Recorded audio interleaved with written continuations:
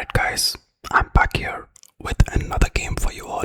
In this game, I ended up trapping my opponent's knight, as you can see from the title, and that led to our victory. So let's see how it goes. I'm playing the white pieces here, and I start off with the move knight to f3 with plans to play the king's Indian defense. My opponent played pawn to g6, and I pushed my g-pawn as well to g3 with hopes to bring my white squared bishop to g2. My opponent responded by getting their black squared bishop to g7, getting a very good diagonal for their bishop. I go ahead and get my white squared bishop to g2 in order to get a very good diagonal on my bishop as well once my knight is out of the way. My opponent then pushes their h pawn to h6, maybe with hopes of pushing their g-pawn to g5, and their h-pawn would be able to support it then. I go ahead and castle. And with that, our king's Indian defense setup is complete, with our king being protected by multiple pieces. And the best part about the king's Indian defense is you can play this opening regardless of what your opponent plays, and it puts your king in a very safe position at the very start of the game. Anyways, here our opponent goes and pushes their e-pawn to e6, and I respond by playing d3. The reason I play d3 is with anticipation that they will get their e-pawn at some point in the future to e4 and pose a threat to our knight. So this move neutralizes that move from our opponent. Anyways, here our opponent goes ahead and plays knight to e7. Just usual development, maybe making space for their king to castle. And I go ahead and play knight to c3, taking up more space in the center. To that, our opponent responds by playing pawn to a6, maybe with intentions to push their b-pawn to b5 and then to b4, trying to attack our knight. I respond by playing e4, just to avoid our opponent's pawn coming to e4. My opponent, as expected, plays b5, and I respond by getting my black squared bishop to d2. My opponent then goes ahead and plays their white squared bishop to b7, again to get a good diagonal over here. And I play b3, just usual pawn development. My opponent then goes ahead and plays b4. Now let's look at what's happening here. They're of course posing a threat to my knight and threatening to capture it. But that knight is also under attack because of their black squared bishop placed on g7. Our knight is of course protected by our black squared bishop, but that was not enough, and hence I was forced to move our knight. So I ended up getting our knight back to e2, which opened up this diagonal for our opponent to capture our rook. However, that was not a worry for me because our rook was being protected by our queen. Our opponent, regardless, went ahead and captured our rook, and I recaptured with the queen. And when this move was played, our queen was on this diagonal, and it was eyeing on our opponent's rook. So they naturally just moved their rook away. What I decided to do is to get my queen into action here, and I got my queen to f6, getting closer to my opponent's king.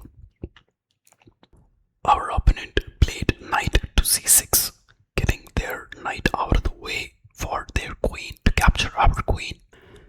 I simply retreated and got my queen back to f4, and they attacked it again with the pawn on g5, and I simply pushed it to g4, getting our queen to safety. My opponent went ahead and attacked the queen again by playing h5, and this time instead of retreating, I simply captured their pawn on g5, offering a queen trade. I was offering our queen for a trade because our queen was anyways protected by our knight. Our opponent went ahead and captured our queen, and we recaptured with our knight. And with this recapture, we are also threatening to capture their rook. So they simply moved their rook away to g7 while also attacking our knight, which is on g5.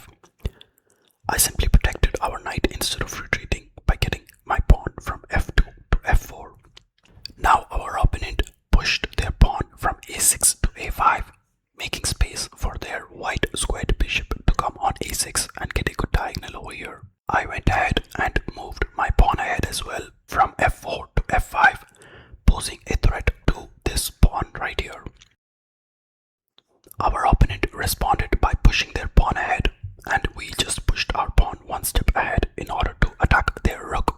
Now they had to move their rook, and they decided to move it ahead to g6. They were of course posing a threat to our pawn on f6, but our pawn was defended by our rook on f1, so I was not much bothered about it. I ended up playing knight to h7, and once I moved my knight to h7, our opponent went ahead and pushed their pawn to d6, further protecting this pawn on e5. I went ahead and pushed my pawn as well, attacking this pawn on e5, and the main reason I did that was in order to get an empty space here so I can push this pawn which is on e4. And the reason why I wanted to push the pawn on e4 is to open up the diagonal for the white squared bishop which is on g2. Our opponent responded by protecting their pawn on e5, and I simply went ahead and captured, and they simply recaptured with their knight. And I was once again in a situation where I was not able to push my pawn ahead because the knight was blocking my way. And once that happened, I realized that I needed more backup, so I pushed my rook from f1 to f5, posing a threat to this knight as well as the pawn on h5. Our opponent simply went ahead and castled, getting their king to safety, and I simply went ahead and captured the pawn on h5 as planned. Our opponent then went ahead and attacked our knight which is on h7, and I was not threatened by this because our knight was protected by our rook. So I simply went ahead and got our knight into play as well, posing a threat to their rook. Now what I was doing is I was trying to strengthen the attack as much as possible so that our opponent is not able to defend, and I was waiting for them to make a mistake. What they then did was get their rook to g4, and I responded by pinning their rook to the king by placing my white squared bishop on h3. Now the rook and the king are on the same diagonal, which means they cannot move their rook right now, which is called pinning in chess. So I've gone ahead and pinned their rook right now, and they responded by getting their knight to f3, and in hindsight this looks like a good move because they are posing a threat to my king while also attacking my black squared bishop which is on d2. And it is of course a fork because I will have to move my king and they will easily capture my black squared bishop, but this ended up being a mistake from our opponent, and you will shortly see why. So since our king was under check, I had to move our king, and I got it closer to the knight in order to threaten to capture it. And of course our opponent went ahead and captured our black squared bishop, and I went ahead and captured their rook on g4, also giving a check to their king. My opponent simply went ahead and moved their king away, and this is where I started moving my pieces in a way where I started to trap this knight. And trapping this knight is what allowed us to win this game.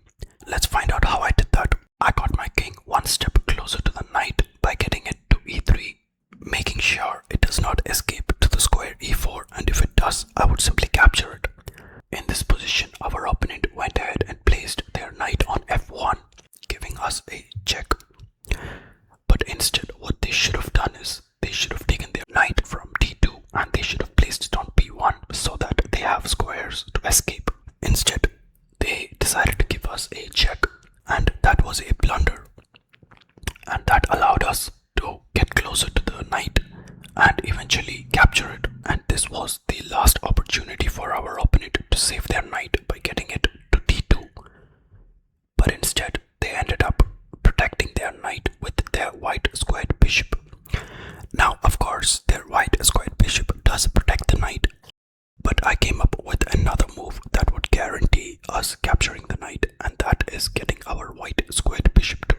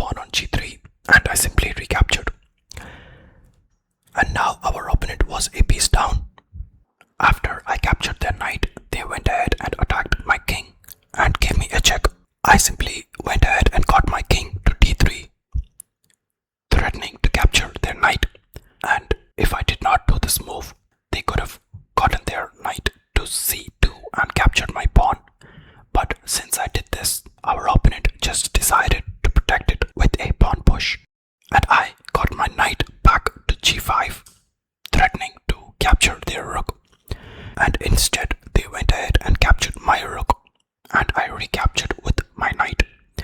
Now, this is something that I do not recommend anybody does when they are a piece down. What our opponent did right now is basically exchange pieces.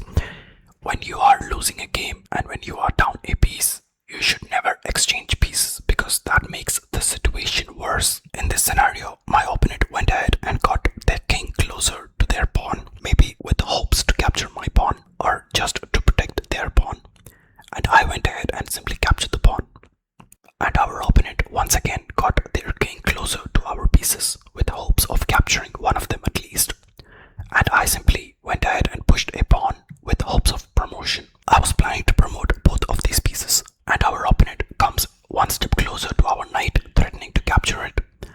And I simply get it back to g5 while also giving a check. And at this point, our opponent moved back to d7. And before I could make the next move, our opponent decided to resign. And the reason they decided to resign is very simple.